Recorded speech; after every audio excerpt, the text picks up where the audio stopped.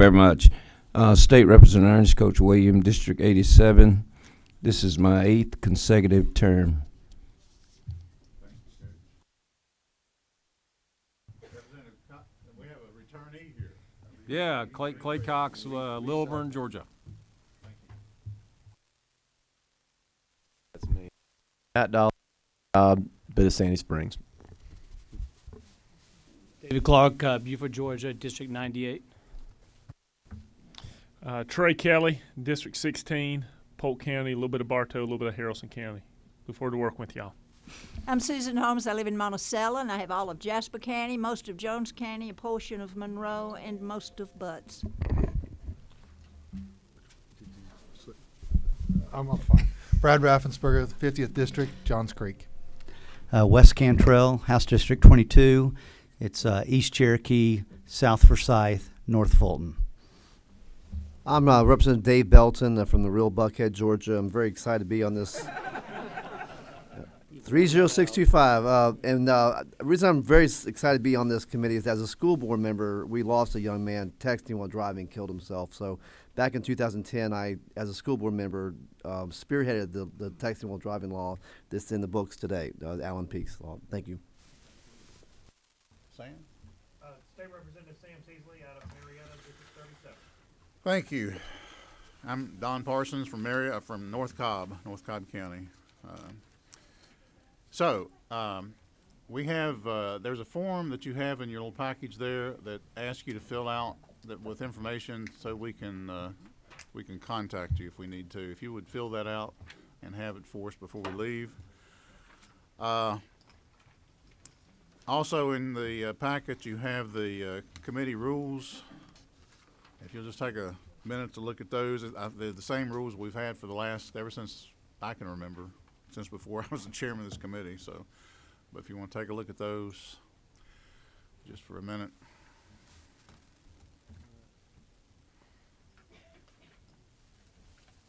Anybody have any questions about the rules? I mean, they're pretty generic, and like I say, they've been the same ones we've had for years.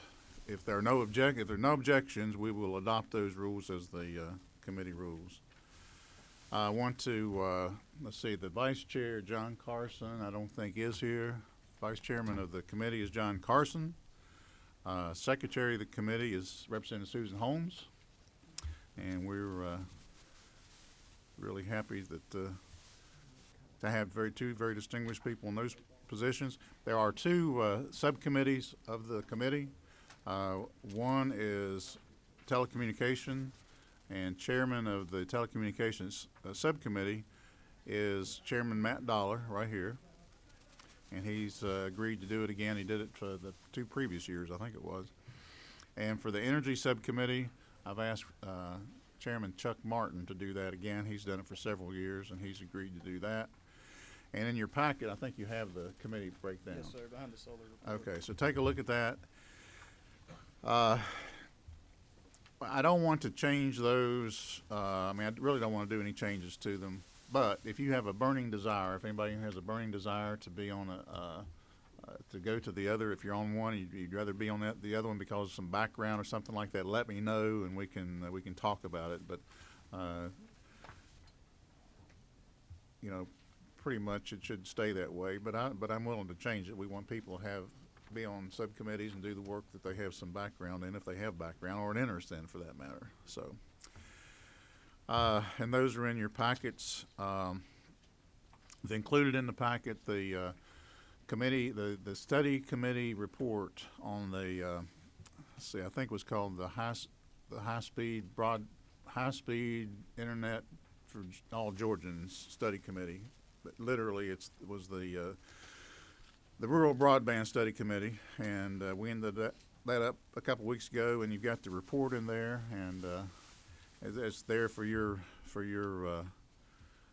reading pleasure. And if anybody has any, if there's anything in that report, we don't want to do it now, but as you take that with you, if there's anything in that report that you think you have an interest in pursuing as far as legislation, then we can talk about it because it's an important issue, and we found out a lot in the hearings across the state, and I mean, it's just something that there needs to be a lot done. It's a complex issue, as we all found out.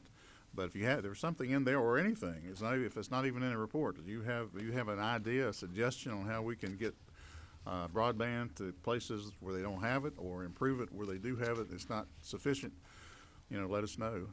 There's also a report in there from Mike Dudgeon's little special study committee we had out of this committee, and they met once or twice, and there's a report in there, and I would say the same for that.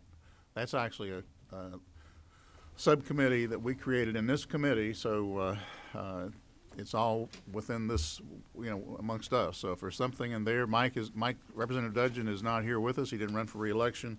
He worked really hard on House Bill 57. It was the third-party financing of rooftop solar, and just briefly, he felt like that there were some issues with it as far as the deployment, that there haven't been a lot of people take that up and put rooftop solar rooftop solar period, but related to that bill and rooftop solar with third-party financing. There hasn't been a lot happen with that. So there's some findings that in that report too. And here again, if anybody has any, if you want to look at it, members of the committee, and if there's something that you feel like that would be beneficial to pursue out of that, let's talk about it. And maybe it's something that we would pursue. I'm not encouraging anybody to do it, but if it's something that you see that you think could help with that, or you have an idea outside of the report, let's get together and talk about it. The way that I do the committee is pretty much the way that it's been done since I've been on the predecessor of this committee, the industry committee, and I've been on it since 1995. And the chairman that have chaired that committee and the Energy Utilities and Telecommunications Committee since then, and that is that I try to be open. I try to listen to all sides of any issue. And there are on these energy and telecommunications and utility issues, there are oftentimes many sides, not just two sides, but many times many sides to it. And usually, I mean, it's not necessarily that anybody is necessarily wrong. It's just that there's another way of looking at it. There's other people and other constituencies involved, and you have to take them in consideration. And maybe that's another way to go is the right thing.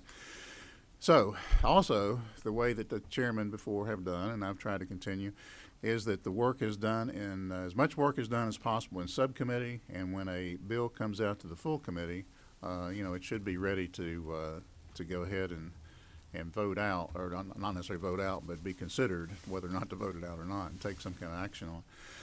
And so normally always exceptions, but normally we try to have the testimony in subcommittee and all that done, and then when it comes to the full committee, we don't go through that whole process again and have the very same people come back in and say the same thing again.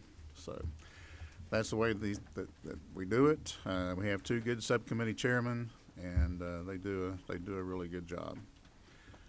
Oh yeah, and then didn't introduce Blake Doss here is the committee analyst. That's the actual term, isn't it? The Policy analyst. Policy analyst, and he's new with us this year. He came just before the end of the year, and we have a law extern assigned to the committee, Jacob Langley, and he's in class today. But I've had several things I've had him looking at and working on, and one of them is the Clean Power Plan, and it's, as I think everybody knows, one of the chief litigants in the lawsuit against the EPA is now, or may be, I don't guess he's confirmed, but may be the head of EPA. So I mean, I don't know exactly what that means, but you've got a report on that, right?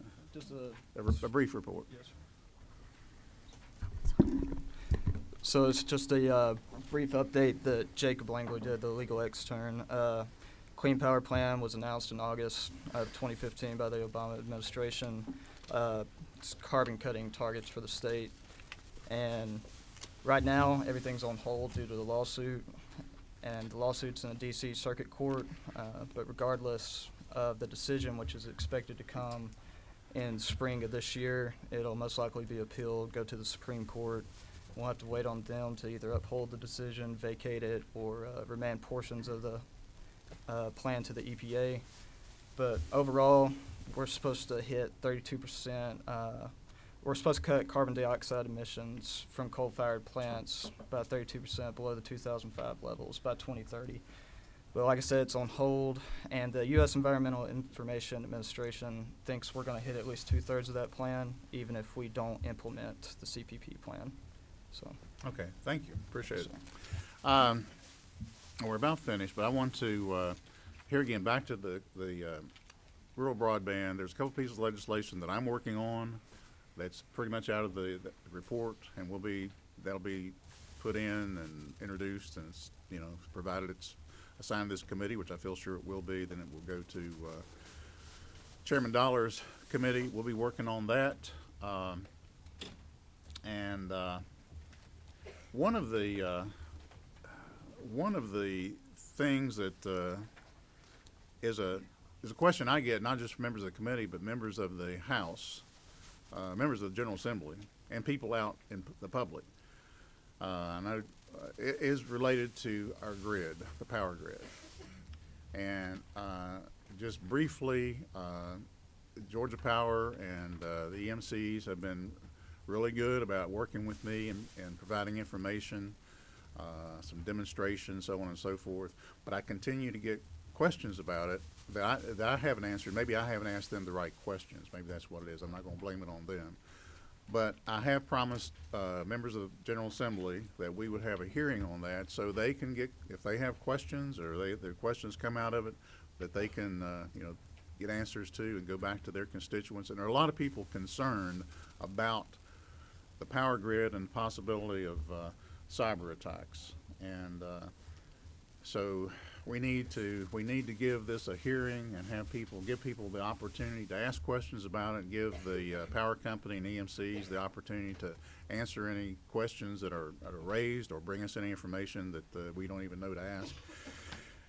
So my plan is to have that hearing next week, and I'll let you know probably this same time and day of the week. That's what I'm looking at. I think this is actually supposed to be our time and day to have our meetings. I mean, I may end up changing it, but I think right now that's what the slot is. But I just want to go ahead and make that announcement, so anybody that's interested in it will know that. And it's really for the. I mean, there's a lot. I think there's a lot of false information out there.